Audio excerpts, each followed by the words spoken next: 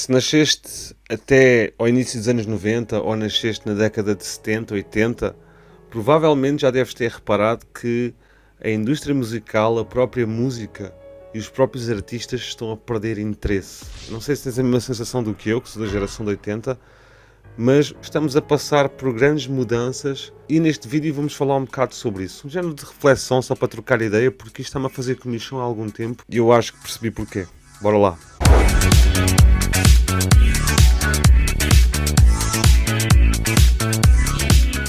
E a malta, Remédico aqui, sejam muito bem-vindos à KV Music Beats. No dia de hoje queria trocar uma ideia com vocês e queria perceber até que ponto se isto que eu estou a sentir faz algum sentido.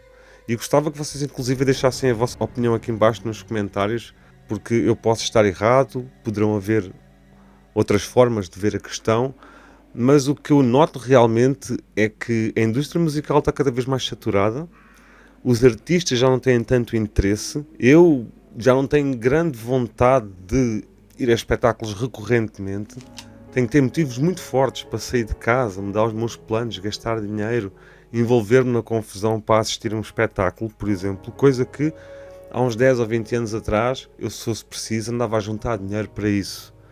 Portanto, as coisas estão a perder verdadeiramente o interesse, do meu ponto de vista, e como isto está-me a fazer alguma confusão, eu queria desabafar aqui com vocês, também saber o que é que vocês acham, principalmente a malta que nasceu até ao início dos anos 90, porque eu não nasci depois disso.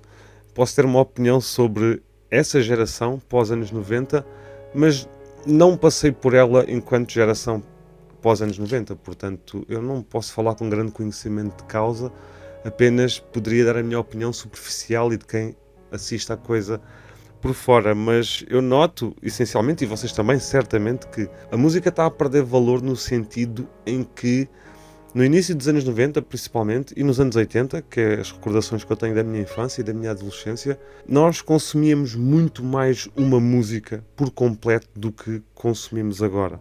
Não estou a falar diretamente para a minha geração, mas para o todo, digamos assim, de uma forma geral. É claro que isto não se aplica a toda a gente, continuam a existir bons apreciadores de música, mas a música tomou um rumo muito diferente nos últimos 10 anos em relação àquilo que era anteriormente.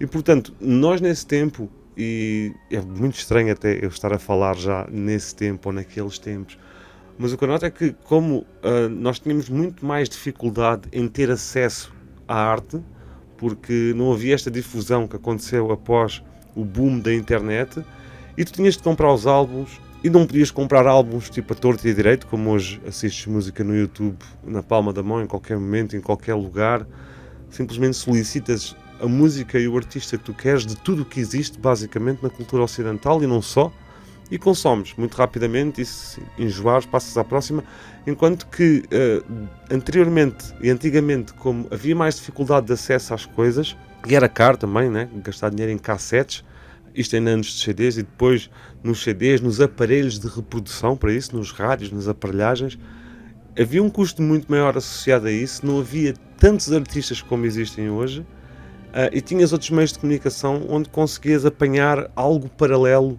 à música, como os videoclipes nos canais por cabo ou no Top Mais aqui em Portugal, que dava todos os domingos, não estou em erro, ou todos os sábados, a seguir ao almoço. 20 mais. Número 20, Greatest Hits 2, os Queen. Número 19, Tubular Bells 2, Mike Oldfield. Countdown to Extinction dos Megadeth ocupa o 18º lugar. Aqui fica Symphony of Destruction. Que nós assistíamos religiosamente porque era onde podíamos ver videoclipes sem ser por parabólica, porque eu disse por cabo, mas queria dizer por parabólica, porque nesse tempo nem toda a gente tinha parabólica, e mesmo que tivesse, e para os que tinham, e até para quem assistia só ao Top Mais, tu tinhas que gravar em cassete de vídeo para poderes ver mais tarde a música com o videoclipe. Portanto havia um esforço muito mais envolvido porque não havia internet, tínhamos poucos canais, nem toda a gente tinha TV por parabólica, que já tinha as MTVs da vida, nos seus primórdios, obviamente, e outros canais de música e de informação relacionada à arte e à música, muitas vezes em outras línguas, não estamos a falar de canais nacionais, pelo menos aqui na realidade que eu experienciei em Portugal, mas havendo essa dificuldade de teres acesso à música em si, o pouco que tu conseguias ter, ou porque gravaste através da rádio, ou gravaste em cassete de vídeo, ou conseguiste juntar um dinheiro para comprar uma cassete, ou um vinil, ou um CD, isso fazia-te tu dedicares mais tempo àquela obra, àquele trabalho, e praticamente não sabias nada acerca do músico em si, para além daquilo que tu conhecias através da música, da arte e dos videoclipes, não é? Por causa da televisão. Foi uma fórmula criada pela MTV para tu juntares a música e vídeo e conseguires promover os trabalhos dos músicos através de um canal televisivo. Portanto, tinhas isso, tinhas também as rádios, ok? Podias sintonizar nas rádios mais populares e ouvires algumas músicas favoritas e algumas músicas interessantes, e no máximo tinhas uma revista ou outra, que também tinhas de pagar por, onde tinhas uma entrevista da banda, do artista. Portanto, tu tinhas muito pouca informação relativamente ao artista, havia uma mística muito maior em torno disso e uma dificuldade muito maior em adquirir a música em si, porque ela realmente era mais cara, era dado outro valor à música nesse tempo, havia menos artistas, havia menos difusão, menos oferta, e portanto, quando tinhas uma música em mãos, ou quando tinhas um álbum em mãos, tu ias fazer um esforço monstruoso para encontrar algo de valor, mesmo que aquela banda não te dissesse grande coisa. Tu ias ouvir com um ouvido mais crítico, procurar alguma coisa com que te identificasses, porque realmente tinhas ali um pedaço de arte nas tuas mãos. Podia até nem ser do teu gosto, mas havia esse reconhecimento pela arte em si, pelo trabalho que foi produzido e pelo esforço tido na produção daquela obra. Então havia esse consumo mais forte, digamos assim, e essa apreciação muito maior, e com o advento da internet nós passámos então a ter a música em qualquer lugar, na palma da nossa mão, a qualquer hora, portanto, seja de noite, seja de dia, não tens que esperar uma programação, tu podes simplesmente solicitar à rede e teres aquele conteúdo, quer seja através do YouTube ou outra plataforma de streaming de vídeo ou de áudio, ou sei lá, ou antes disso, tinhas as redes sociais de música, que foram os primórdios, tipo MySpace, e mesmo antes disso, tu já tinhas, portanto, sites onde podias, de alguma forma, descarregar, através de uma ligação da L-Up, às vezes levava dias, horas, para tu descarregares uma única música em MP3, para além dos programas P2P que começaram a surgir no início da internet, no final dos anos 90, como o Emule, o Kazaa, foi ali na transição para os anos 2000, entre outros que inclusivamente apareceram antes. O Napster, por exemplo, é pioneiro nesta questão da partilha de música por P2P. Foi uma revolução, tanto que depois houve um processo judicial em cima deles. Eles hoje em dia estão num registro mais low profile. É importante realçar e deixar aqui como nota que a pirataria em si teve uma grande responsabilidade nesta popularização e facilidade de acesso, e daí o Napster e outras companhias terem sofrido judicialmente com isso. Mas devemos sempre levar isso em conta, até porque grande parte dos serviços de streaming que conhecemos atualmente, eles vieram para combater essa pirataria, incluindo o próprio YouTube. Com certeza que este ponto em específico, apenas este, daria um vídeo por completo, mas gostaria de deixar aqui como nota para não esquecer esse fator que foi muito importante na popularização e na facilidade de acesso. Mas, enfim, apareceram essas ferramentas todas com a internet que popularizaram, não é, o consumo de música, já sem falar no iPhone, não é, no iTunes, para o consumo de música portátil através da rede, não através da rede fixa. No caso, as ligações dial-up e as primeiras ligações ADSL de 512, 1 mega, 2 megas. Também tiveste, portanto, a Apple, que ajudou muito nesse processo de difusão através dos dispositivos móveis com o iTunes. Portanto, começas a ter muito mais oferta, as pessoas conseguem chegar à música com muito mais facilidade. Atenção que isto é um pau dois bicos, isto é um assunto controverso que pode ter várias abordagens, porque, por um lado, realmente temos mais facilidade no acesso à música, mas o excesso de facilidade de acesso a essa música torna também o produto menos valoroso, porque tens cada vez mais e já não tens aquelas pérolas que encontras, porque há muito mais facilidade no acesso. Eu gostava inclusivamente de abrir aqui um parênteses e saltar já para os dias de hoje. Nós estamos aqui a falar de uma forma meio que generalizada e superficial da história e evolução das coisas, principalmente do consumo de música e conteúdos, mas se nós saltarmos diretamente para os dias de hoje, vamos verificar, e atendendo à principal questão do excesso de oferta e excesso de facilidade, que é a tiktokização da música, passa a expressão. Isto é, a música ser um elemento que vai contribuir e prender a atenção do telespectador ou ouvinte através de shorts, TikToks, Reels, conteúdo rápido, conteúdo de consumo de massas e que pode ser inclusivamente ignorado e passado à frente com bastante facilidade. Portanto, a música mudou bastante nesse sentido e a oferta é muito maior por causa disso. Até porque a música não está em primeiro plano, muitas vezes, deixou de ser o principal atrativo quando vais ouvir música. Tu ouves música muitas vezes porque vês um filme, porque vês um vídeo, porque vais à discoteca, não estás só a ouvir música, porque vais comprar roupa e tens música de ambiente, tens música no carro. Estás a fazer alguma coisa e estás a acompanhar isso com música. A música não é propriamente o elemento principal. Então, no que toca principalmente a questão dos conteúdos curtos, a música perde muitas vezes a função de arte em si, pela complexidade de composição, de arranjo e tudo mais, e passa a ser um género de isca ou de baita ou de artimanha para prender a atenção do espectador através da repetição, através do hook ou do gancho. Portanto, a música muda no sentido de captar a atenção do espectador e do ouvinte, que é a coisa mais valiosa nos dias de hoje, tendo em conta o cenário digital, é realmente a atenção. E então a música foi moldada neste sentido, o que resulta, mais uma vez, e contribui, quero dizer, para este excesso de oferta, este excesso de facilidade, esta banalização constante da música. Este assunto em particular, que estamos aqui a abrir parênteses, ele próprio daria um vídeo inteiro, um vídeo extremamente longo, complexo, intenso e profundo e bastante válido e que podemos deixar inclusivamente para o futuro. Mas gostava de fazer aqui essa ressalva e abrir aqui esse parênteses porque esse fator nos dias de hoje é muito importante para a desvalorização e para a saturação do mercado musical.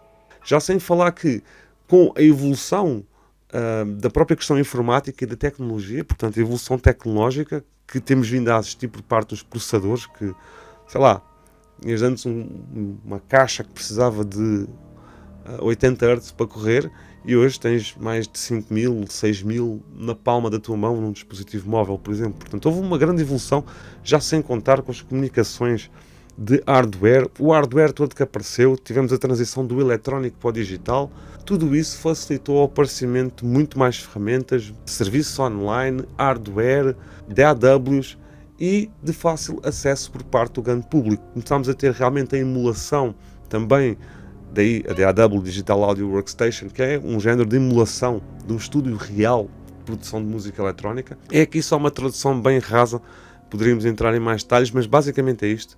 E as DAWs, portanto, evoluíram tanto em conjunto com toda a questão informática e tecnológica que, inevitavelmente, fez com que houvesse um boom também de artistas e de muito mais gente a produzir para o mercado. Tu antes tinhas só os artistas que assinavam com grandes editoras, eram escolhidos a dedo, portanto havia ali um género de, independentemente de todas as panelas que pudessem haver, havia ali um género de criteriosidade. Havia uma seleção em busca das melhores vozes, dos melhores talentos, dos melhores músicos e com o advento da internet, conjuntamente com toda a questão tecnológica, começou-se a criar todo um novo ecossistema artístico em que os artistas já não precisam mais de estar agarrados a editoras porque podem estar em contacto direto com o público através da internet. Portanto, houve uma grande mudança de paradigma, uma grande explosão não só de consumo, mas também de artistas a aparecer, e atenção que eu estou a falar de artistas bons e artistas maus, portanto, começou a haver muito mais oferta, em conjunto com a facilidade de consumo, a música começa inevitavelmente a perder o seu valor e a tornar-se um bocado mais descartável. E aqui neste ponto eu até gostava de saber o que é que o pessoal da geração Z e por aí vai, o pessoal que nasceu depois dos anos 90, o pós-millennials, digamos assim, eu gostava de saber qual é que é a vossa percepção da questão de admiração e de, sei lá, estar ligado com um artista verdadeiramente, seguir o seu trabalho, estar à espera de um álbum, vibrar. O número de vezes que esse artista é consumido antes de passarmos à próxima vedeta ou ao próximo hit, entender essa relação, porque realmente eu tenho uma ideia de como é que as coisas são, mas eu também não quero falar sem o mínimo de aprofundamento na questão psicossocial, se é que eu posso dizer assim, para perceber realmente o que é que acontece nas cabeças de novos consumidores de música que elegem muitas vezes ídolos e estrelas que, meu Deus, às vezes eu não consigo acreditar naquilo que estou simplesmente a ouvir. E não sei se sou eu que estou a ficar velho, um bocado antiquado e um bocado seletivo demais até, um bocado também mais maduro, porra, já se passaram alguns anos. E isso faz muitas vezes ter repúdio de algumas coisas que são popularizadas e que se tornam, alto consumo de massas, grandes ídolos, grandes artistas. Percebem? Eu gostava de entender realmente a cabeça do pessoal mais jovem para perceber como é que vocês realmente se relacionam com a música e com os artistas nesta nova era digital. Mas eu sinto que o pessoal que nasceu até o início dos anos 90, principalmente ali o pessoal dos anos 70, anos 80, e que viu esta mudança toda tecnológica, começa-se a desiludir. Tecnológica não só, musical acima de tudo, a mudança de paradigma, os formatos, a facilidade de acesso, a oferta, toda a evolução inerente também à própria música em si, através dos instrumentos, das tecnologias e ferramentas para a produção.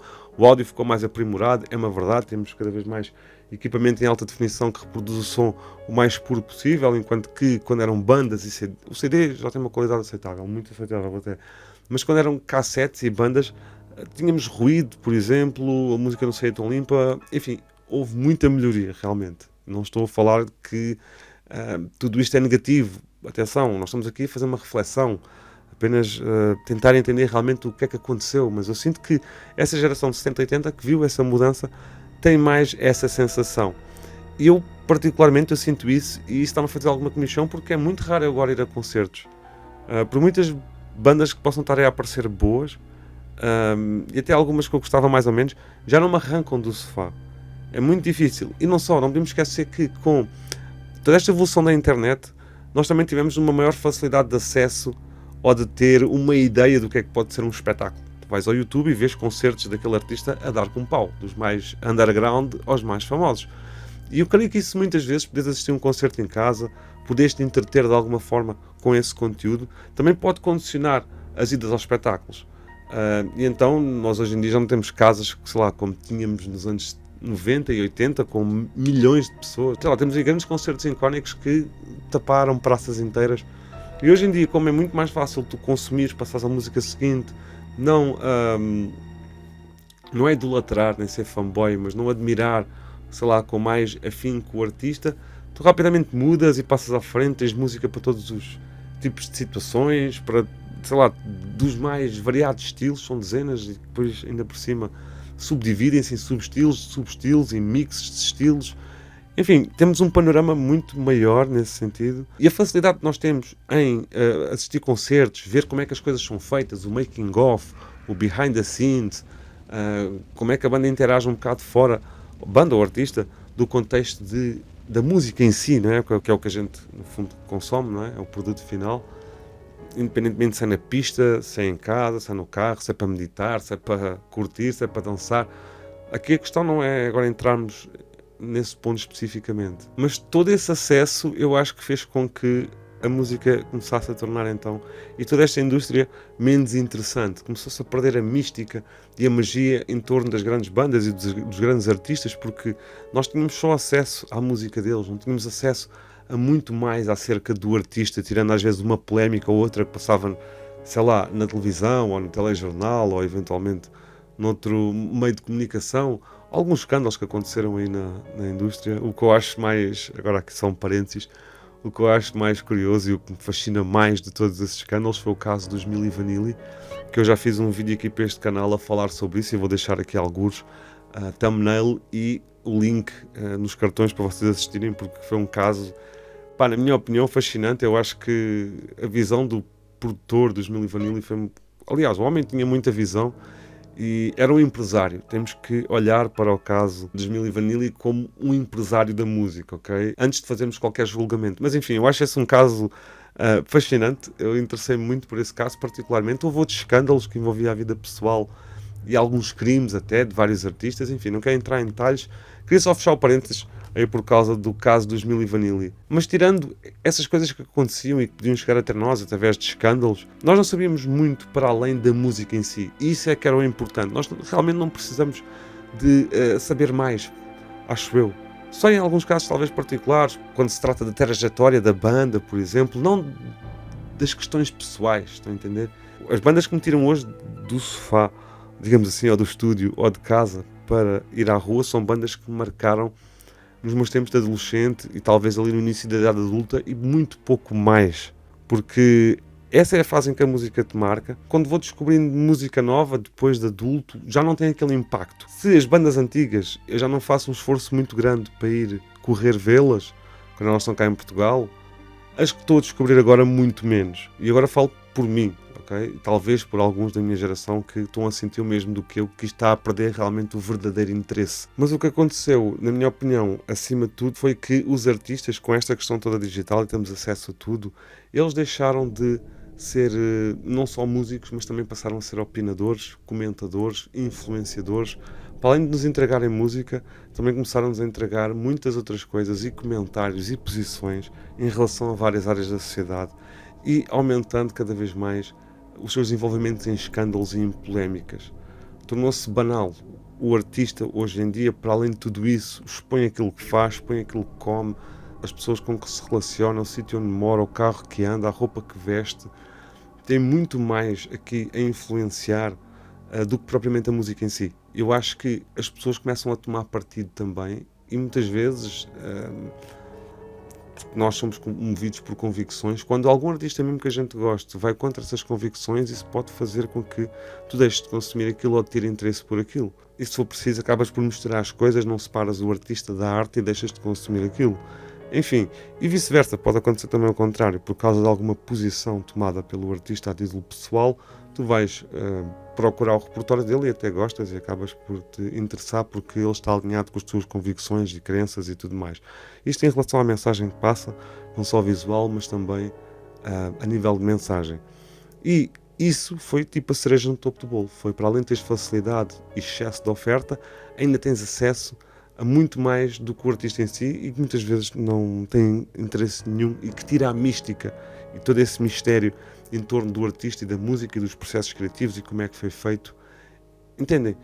Eu acho que a internet tem o seu lado bom, obviamente, trouxe-nos muita coisa boa, mas também o excesso, a facilidade e muito mais que a música em si acabou por borrar um bocado esse sentimento que havia e por isso é que eu acho que a indústria como um todo, passando por todos os pontos que falámos aqui, está verdadeiramente a perder o interesse, está a ficar chato e já não há realmente aquele entusiasmo que havia quando um artista lançava uma música nova, quando saiu um novo álbum.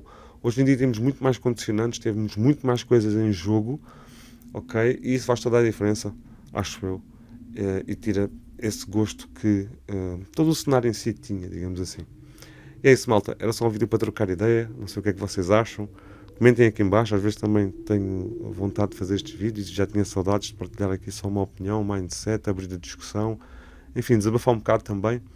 Digam-me realmente o que é que vocês acham sobre o assunto, se eu estou verdadeiramente errado, o que é que podíamos ter desenvolvido mais aqui, porque se o engajamento neste vídeo for positivo ou acima da média, eu prometo que trago mais questões destas e inclusivamente algumas histórias assim bem peculiares que vocês iam curtir de ouvir. Para ouvirem, nem que seja só como podcast, não precisam estar a olhar para mim. E é isso, malta. Já agora, também se gostaste do vídeo, não te esqueças de deixar só um like para fortalecer e inscrever-te aqui no canal caso tenhas caído aqui de paraquedas. Mais uma vez, o meu nome é Remédio, muito obrigado pela atenção e por teres ficado até aqui. Vou ficando por aqui, um grande abraço a todos, estamos juntos, até ao próximo vídeo. Foda-se, isto é só frases para terminar um vídeo, mas tem de ser. Rala, malta, tudo a correr bem.